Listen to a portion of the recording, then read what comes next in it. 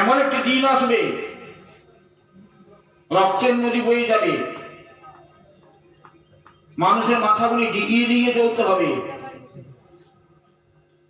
যখন শিলাবৃষ্টি হয়, আম গাছ থেকে প্রচুর আম পড়ে যায়, আমগুলি যেমন ডিঙিয়ে ডিঙিয়ে যেতে হয়, অদূর ভবিষ্যতে দেখতে পাচ্ছি সেই দিন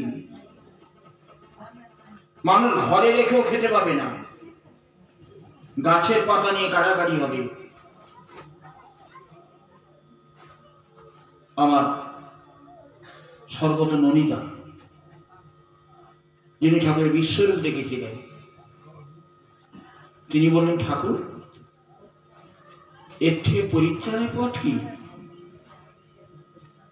ঠাকুর বলেন, পারবি আমার কথাটা পৃথিবীর এ প্রান্ত থেকে ও প্রান্তে পৌঁছে দিতে? কথা শুনবেন, একজন যেন মানুষ অদীক্ষিত না থাকে। আর একটা কি বলেছেন জানেন? কেন এই ডিপিওর, তোমরাও যদি আমার পথে না চলো, তোমরাও থাকবে কিনা আমার চিন্তা হচ্ছে। আমি দীক্ষা নিয়েছি, আমি সৎসঙ্গী, আমার নাম সৎসঙ্গে খাড়াই আছে, আমি কিছু করিনি, আমি আমার মতো করে চলি,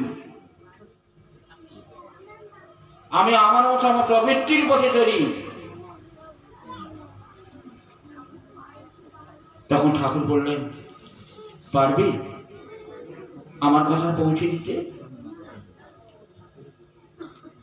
পরম পূজ্যপাদ শ্রী বর্দা ঠাকুর তার সঙ্গে কি বলেছেন? আমি যা বড় খোকাটা, আমার সাথে থাকা মানে বড় খোকার সাথে থাকা। বড় খোকার সাথে আমার সম্পর্ক হচ্ছে টাকার এপিট আর ওপিট। পরম পূজ্যপাদ শ্রী বর্দা যখন আচার্য দেব, তিনি সারা ভারতবর্ষ, ঠাকুর চেয়েছিলেন 108টি মন্দির, সারা ভারতবর্ষের বুকে বহু মন্দির তিনি করলেন। আজকে 11 তারিখ থেকে মাসিক সৎসঙ্গ হবে, যেটা আপনারা যাবেন, দীর্ঘদিন আপনারা করছেন, সেইখানে পূজ্যপাদ শ্রী বর্দা এসেছিলেন, তিনি ঠাকুর প্রণাম করেছিলেন। পূজ্যপাদ শ্রী বর্দা দেখুন এমন একজন, ঠাকুরের টাকার এপিট অরপিট আপনারা শুনলে অবাক হবেন। জুনপুর সমুদ্রের কাছাকাছি 1 কিলোমিটার দূর, তখন সমুদ্র খেয়ে খেয়ে আসছে, একদম সিডাইকের কাছে। ওখানে যেমন গুরু ভাইরা আছে, তারা কোথায় যাবে ভাবছি, এবং আমিও ভাবছি যে আমাদের মন্দিরটা থাকবে কিনা, ঠাকুরের মন্দির।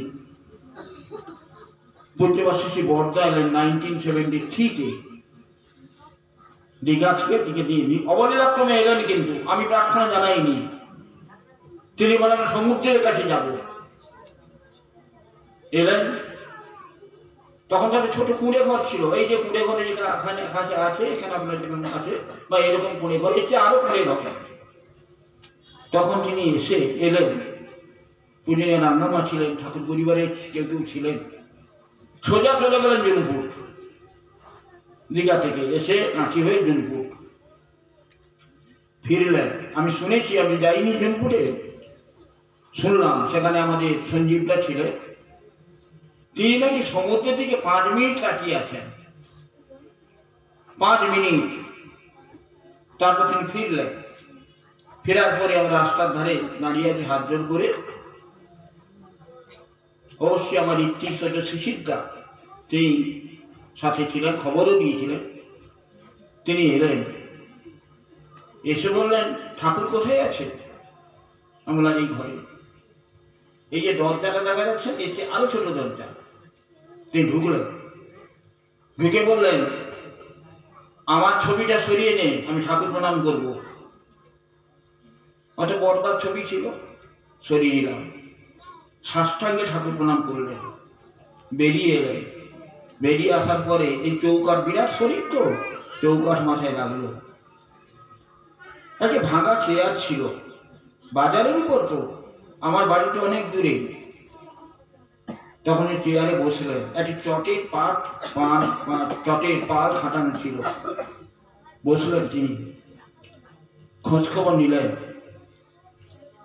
যা বলুন, যত লোক বলুন, ওদের 35 টাকা প্রণামিটার ছিল, যত লোক বলুন, তখন লোক কোথায়, সেইটা আমার হাতে দিলেন। মন্দির করবে, ঠাকুর ঘর করবে। তারপরে চলে গেলেন। খানিকটা তার জন্য বর্তমান কলা, খানিকটা ডাব ছিল, আনা হয়েছিল। এইটা আমার গাড়িতে তুলে দে, রাস্তায় খাবো। আজকে মন্দিরটি হলো। আর শুনলে অবাক হবেন, সেই সমুদ্র প্রায় 3 কিলোমিটার সরে গেছে। তিনি চলে যাওয়ার পরে সমুদ্র ভরতে শুরু করলো। বাঁকিপুটের দিকে, ভোগপুরের দিকে সমুদ্রে খেলো, আমাদের ওখানটা ভরে গেল। আচ্ছা, কে চিনি? আমি তার দীক্ষা নিয়েছি। এবার করি বলিল অতি চমৎকার, আমি এন না বুঝিবে অন্য কোন সার। তৃতীয় পুরুষ বলেন কে? পুত্রপাত দাদা। তিনি এলেন। তিনি কি বললেন? তিনি কি করলেন? এই ঠাকুর বললেন যে দেয়ালে দীক্ষা দিয়ে যান। 10 কোটি মানুষ চেয়েছিলেন, অবশ্যই এখনো আমরা 10 কোটি পৌঁছাতে পারিনি, কিন্তু তিনি বলে দীক্ষা প্রবর্তন করলেন, দীক্ষা দাও। তিনি যেভাবে দীক্ষা দিতে বললেন, সে দীক্ষা আমরা সংগ্রহ করিনি, টেনে নিয়েছি।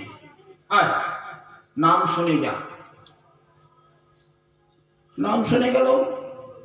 আমরা যারা দীক্ষা দিয়েছি, আমরা ঋত্বিকরা। আজকে তিনি বললেন কেন ফোন নাম্বার নিতে?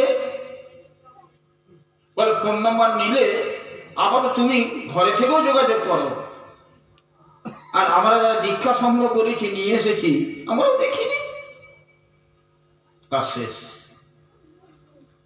তারপরে ইষ্টবিধি পুজো দাদা বলছেন, আর আমরা ঘরের মতো বসছেন, কেন্দ্র মন্দির এখানে হবে, বলতে আমার অসুবিধা নেই। তিনি বলছেন কয়েক লক্ষ দীক্ষা হলো, ইষ্টবিধি কোথায়? 2% শতকরা 2 জন 5 জন ইষ্টবিধি করেনি। ঠাকুরের বাণী হচ্ছে কি বাণী? ইষ্টবিধে দীক্ষা মাঝে, শরীর বাঁচে কর্মে, সদাকালে সমাজ বাঁচে, জীবন বাঁচে ধর্মে। তাহলে ইষ্টবিধি দীক্ষা মাঝে, ইষ্টবিধি বন্ধ, সেটা ঘর চলে গেছে। কি হবে? কি হলো? তখনই তিনি পূজনীয় অবিন দাতার নাতিকে বলেছিলেন, অবিন শোন, তোকে একটা কাজ করতে হবে। এই যে কথাগুলি আপনারা আলোচনা করলেন না, যে লোকগুলো এই যে পড়ে গেছে না, এদের তুলতে হবে, যেটা ডিপি ওয়ার্ক করছে। বর্তমান আচার্যদেব কি করলেন? ইষ্টবিধি বন্ধ, মন্দির এখানে একটি, সেখানে একটি, সেখানে একটি, সেখানে একটি, বহু দূরে দূরে মন্দির। তো আমি অনেক দূরে আছি, আর এখানে দুটি মন্দির হতে চলেছে।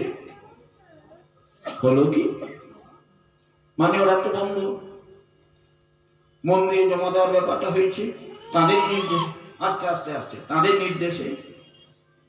তিনি বললেন কি, একটি মন্দিরের আন্দাজে যোগাযোগ রেখে উপযোজনা কেন্দ্র হোক।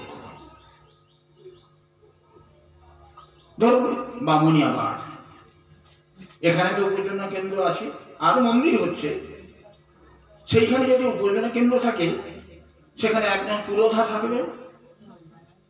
তিনি এখানে যতজন দীক্ষিত অদীক্ষিত তিনি দেখবেন,